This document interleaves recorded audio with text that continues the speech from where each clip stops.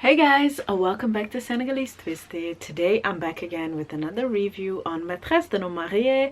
Today we're gonna talk about season 2 episode 7, and oh my god, this was a lengthy episode and a lot has happened, so I'm not gonna continue this because we are going to dive right into it.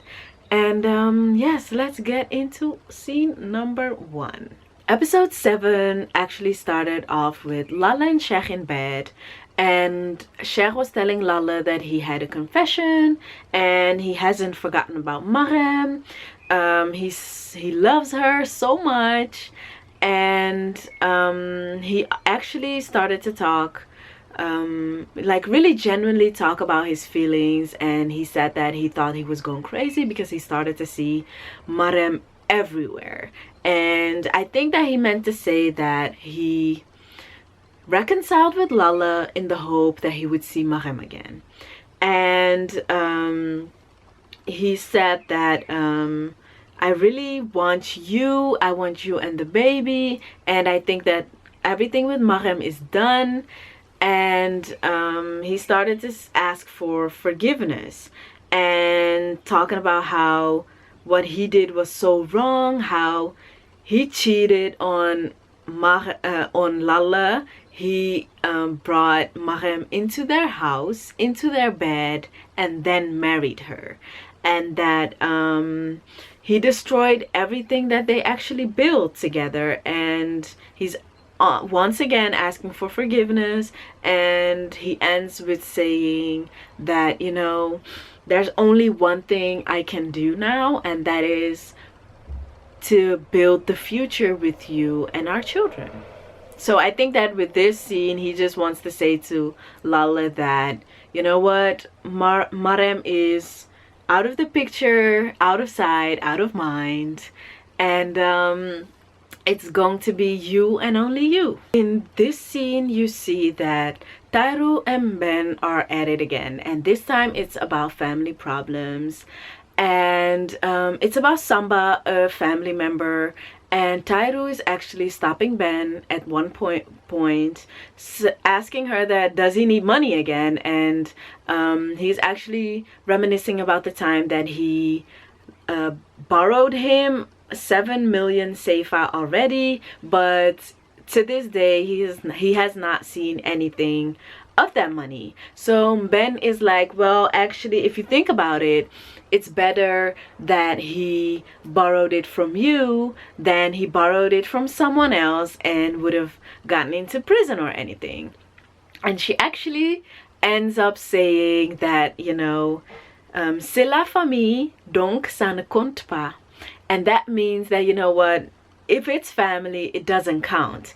And this is the main problem when it comes to families and keeping stuff in the families. And you can even call it maslaha, because it's about a crime not being bad enough because it's done to family. So that as a family member, you should actually take any shit that people put you through just because it's family. And then again, she says that it's better that it's within the family, because this, now he doesn't get to go into prison. Because if he would have borrowed 7 million from anyone else, not pay it back, they could, you know, get the person into prison. And this is so problematic in so many ways. And Tyra actually tells Ben that, you know what, even if it doesn't matter for you, I want you to not right now make a note, because it does matter to me. And at the start of this conversation, Ben actually pointed out that, you know what, you should not forget that you are a person of color, you're black, and you are not white, and stop with the crap. Because in Senegal, we have the tendency to see, for example, that the fact that we do not want to mix family with business, for example, people might say that that's a white thing to do. And also that's what Ben said to her own brother. And then Tyra makes a mistake because he's like, you know what, Dalanda does not want me to borrow money to Samba. And this is where Ben actually loses it. And she's like, what's she got to do with it? It doesn't even concern her. Why does she have an opinion on it? And you know what? I actually need to talk to her because her time is up and I need to face this. And Tyra is like, you know what? You need to leave her alone. She's the mother of my children. And of course, Ben does not agree and talks about how it's pathetic that he needs his wife's permission to make financial decisions. Next scene is Biram talking to Cher.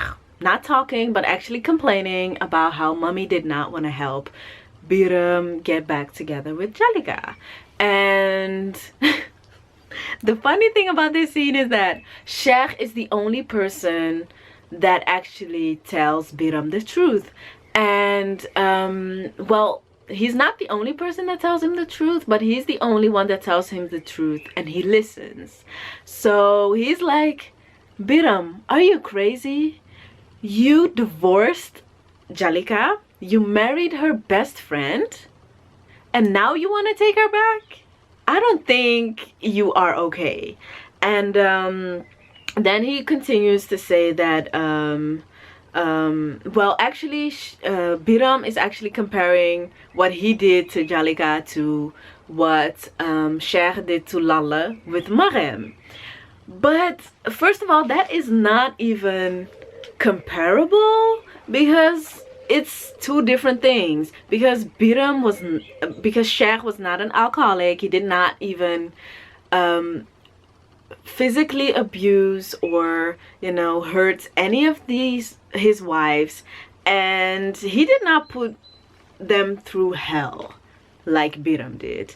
And the response that Cher actually has for Biram when he makes this crazy comparison is that, you know what, it was actually the biggest mistake of my life to bring Marem into our lives.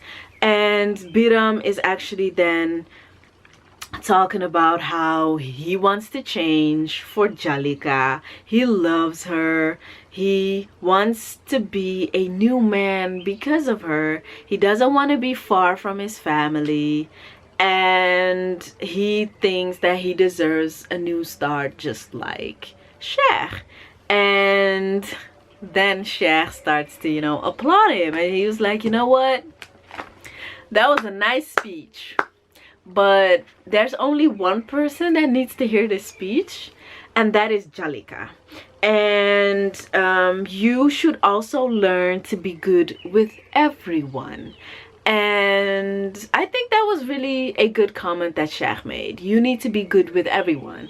So not just because he feels guilty about how he treated Jalika and realizing that losing her would be so devastating for him that he can only decide to be a good man for Jalika and then continue to treat other people like ish.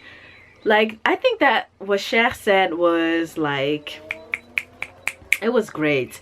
And then Biram actually stands up and he tells Cher that, you know what, I'm gonna prove it to Jalika, I'm gonna prove it to you, have a nice day. The next scene is the police coming at the door of Jalika's mom, and the police officer actually says that he's looking for Bakari Sanya, and she's like, Bakari Sanya? Are you sure? And then he explains that, you know, I went to his old house and they sent me to this address, so yeah, I'm looking for Bakari Sanya. And she opens the door, she lets him in, and they sit down, and he's actually asking her, what are you to Mr. Sanya? And she's basically saying, well, if you know, let me know. And she continues to say that, you know what, I haven't seen him or heard from him, and the police officer said that he had a terrible car accident and he died, and she's actually really in shock. And he's actually also confused because he was like, I thought you said that you did not know him, because she said, if you know, let me know. And then she continues to say that, you know what, he's my husband, he's the father of my child, but I haven't seen him in 6 months. And she also says that, you know, I looked for him because I did not see him, I did not hear from him, and I looked for him everywhere.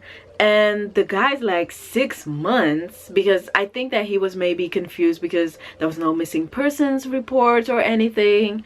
And then he continues to, you know, give some information, and he's like, you know what, there has been an accident at Paus Koto on the way to the Gambia, and he showed a picture of a car and said that this car hit a woman and then the driver took off, and the woman actually died. And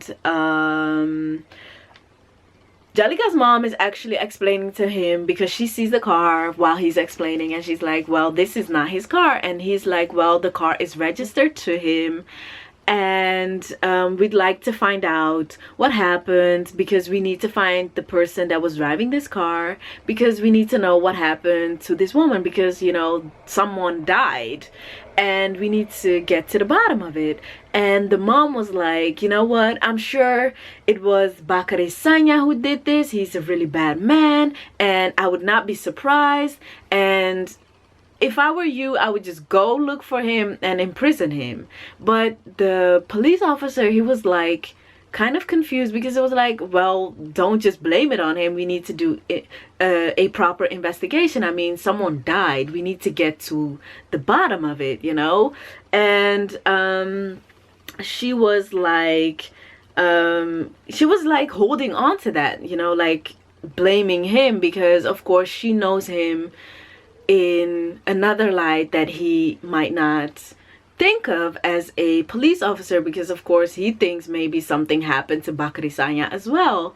And then the mom is actually saying that, you know what, I'm sure that the woman that died was one of his mistresses, and that something happened, and now he is a fugitive, or he is hiding from law enforcement.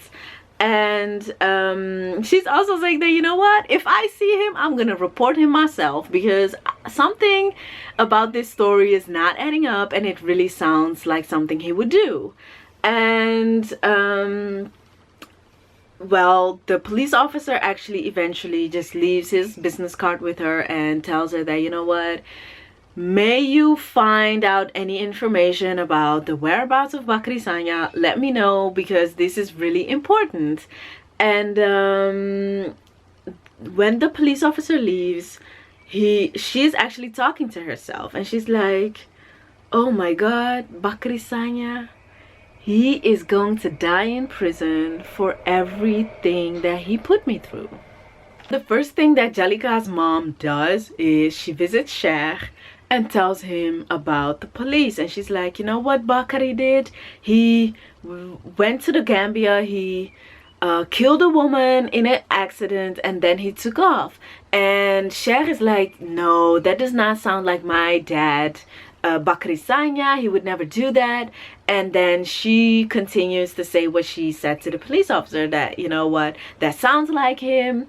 He is either gonna die, or he is going to die in prison. Basically, that's what she said. But Cher was really in shock about her harsh words, and he could not believe it. He was in denial, and he's actually thinking that, you know, this is a mistake. This cannot be the truth. We need to find out the truth. You cannot just jump into conclusions like this.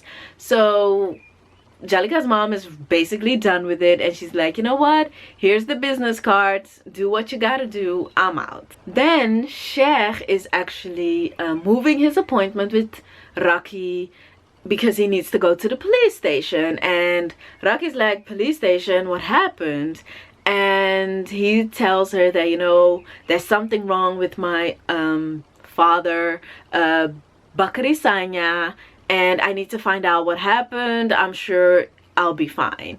And by hearing the name Bakari Sanya, Raki is like getting nauseous and the room starts spinning, and Cher is actually teasing her like, oh, am I going to get a little nephew or a little niece? Then Raki takes off. She is at the construction site because she knows that Mustafa was going to be there, and she starts screaming to this girl Delia and basically fighting her. And then she gets to Mustafa and she starts saying that, you know what, they came on to us and we're going to get busted and something with the police. And then Mustafa's like, come on, get here, because there are so many people. Like, if this was real life, you cannot get so much information about a crime that you did. And he puts her aside and they talk about it, and she tries to talk, but she's like so in shock and so overwhelmed that you cannot understand anything. But basically she's like, they're on to us, our life is over. And then Mustafa says this: no, go home. Wherever I got rid of the body of Mr. Sanya, they will never find him there. So Biram and Cher are at the police station, and they're actually, well, Cher is really worried about what happened to Mr. Sanya and he wants to know everything. And Biram is there for support.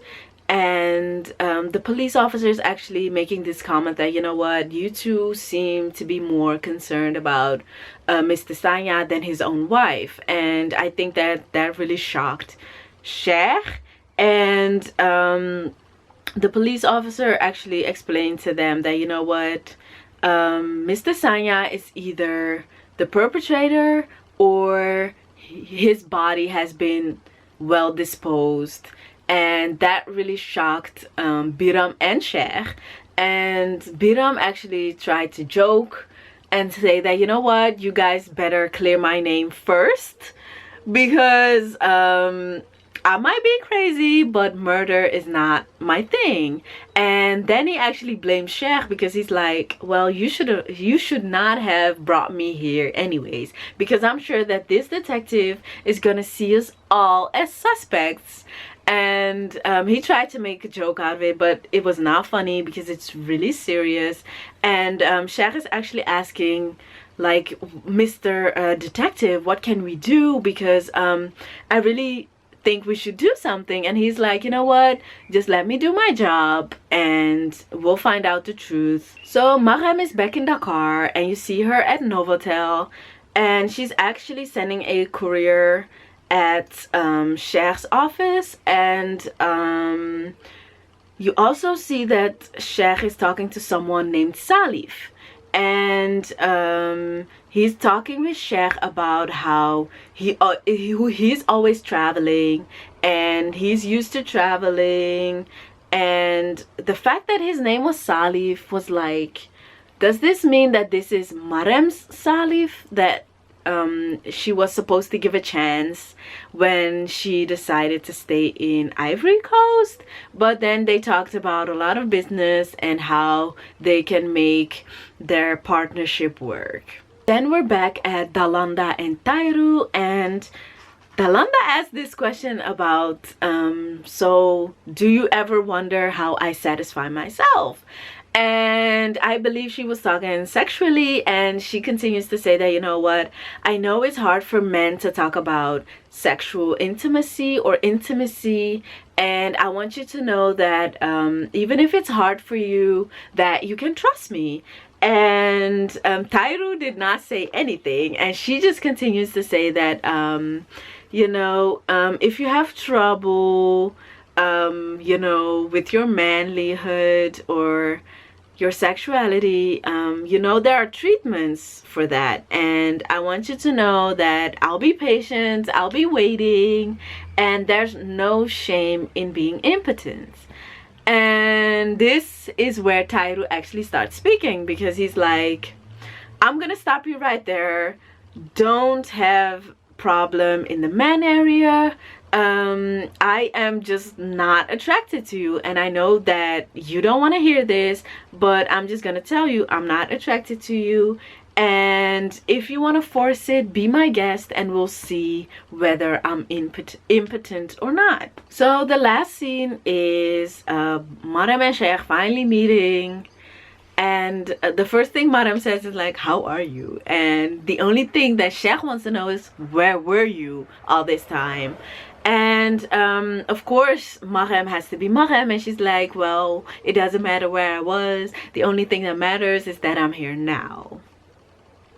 And he actually really gets mad and asks her like, please don't play with me, and don't act like nothing happened, don't play me for a fool. And he asks her like, why are you here? And Madame starts to talk about how she was not doing okay, that she had her life ruined, she was ashamed. And then Cher asks her like, well, did you ever think of me or about how I felt?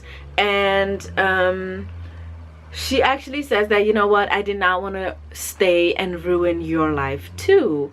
And then Cher actually gets really mad, but he does make a point. He's like, why did you decide in my place?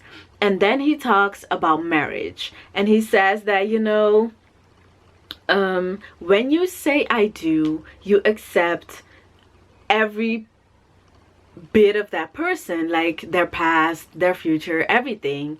And he just, you know, emphasizes that him saying yes to her would mean that even if everyone in the world would tell her no, he would say yes. And even if the whole world would be against Madame, he should be the one supporting her. And while he's talking about this, he gets a call from Aljana, which is Lala, and he does not pick up. And then he asks again, where were you? And she tells him that, you know, I was hiding because the videos, the pictures were all over the internet. And then she also is, I don't know if she's trying to blame him, but she's like, you said you'd never let anyone destroy me, you said you would protect me. And then Cher tells her that, you know, you did not even give me a chance to prove it to you, because you cut off all contact, and no matter how many times I called, you did not pick up. And Madame actually ends up saying that, you know what, I came back for you and I love you, and I want you to know that I never stopped loving you. And Cher asks her like, do you want me to run into your arms and act like nothing happened? And he's asking her like, tell me, what do you want me to do? And what Madame does is she opens the door, and he does not leave immediately. He just tells her that, you know what, namanala, which means I miss you and I still love you, and you are the only one I love. But he also said Lala. He also told Lala the same thing. So I'm like, Cher, you need to decide for yourself what you want. Thank you guys for watching. Oh my god, I think that episode 8 is gonna be something else, but we'll find out soon enough. And I want to thank you guys for watching. Yeah, I want to thank you guys for watching. If you have any questions, ask them in the comment section. Don't forget to like, comment, and subscribe, and I guess I'll see you guys in my next video.